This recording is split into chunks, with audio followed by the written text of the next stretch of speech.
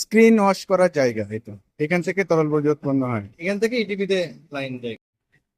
আমরা এখন ইটিপি কে ঢুকিয়েছি।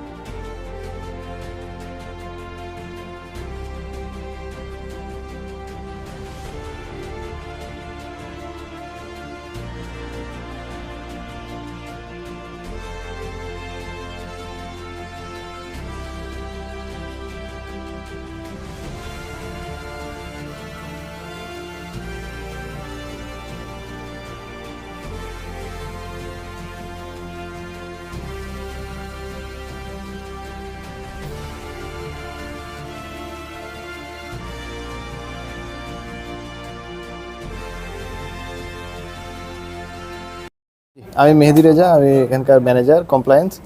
আমাদের এখানে তরল বর্জ্য উৎপাদন হয় হচ্ছে আমাদের প্রিন্টিং সেকশন থেকে। আমাদের অ্যাক্সেসরিজ আছে, এখানে লেবেল হ্যাংট্যাগ প্রস্তুত হয়। তো যে তরল বর্জ্য উৎপাদন হয়, আমাদের 250 লিটার পার আওয়ারের একটা ক্যাপাসিটির ইটিপি আছে, সেই ইটিপির মাধ্যমে আমরা পরিশোধন করি। এই পরিশোধনের পরে এই পানিগুলো আমরা পুনরায় ব্যবহার করি আমাদের গার্ডেনিং, কার ওয়াশ করার ক্ষেত্রে। আমাদের একটা ওভারের ট্যাঙ্ক আছে, যে দেখানো হয়েছে যেটা, সেই ট্যাঙ্কের মাধ্যমে, পাম্পের মাধ্যমে আমরা ট্রান্সফার করে এটা ব্যবহার করি। এবং আমরা নিয়মিত তরল বর্জ্য পরীক্ষা করি পরিবেশ অধিদপ্তরের গবেষণাগার থেকে, এবং আমরা নিয়মিত আবেদন করি পরীক্ষার জন্য। আমরা ইটিপি স্লাজ, প্রথমে স্লাজ বেডে নিই। স্লাজ বেডে শুকানোর পরে 6 মাস আমরা সংরক্ষণ করি, এবং প্রতি বছর আমরা একটা করে টেস্ট করি এই ইটিপি স্লাজের ভিতরে কোনো ক্ষতিকর পদার্থ আছে কিনা। এরপর এটা আমাদের যে ওয়েস্টেজ কন্ট্রাক্টর, ব্যবজা নমিনেটেড ওয়েস্টেজ কন্ট্রাক্টরের কাছে এটা হ্যান্ড ওভার করি। হ্যাঁ, আমাদের ইটিপির ইনলেট এবং আউটলেটে সব জায়গায় ফ্লো মিটার আছে, এবং প্রত্যেকটা প্রোডাকশন প্রসেসে ফ্লো মিটার আছে। কতটুকু পানি আমাদের ইনলেট আউটলেট হচ্ছে, এটা আমরা এটার মাধ্যমে দেখতে পাই।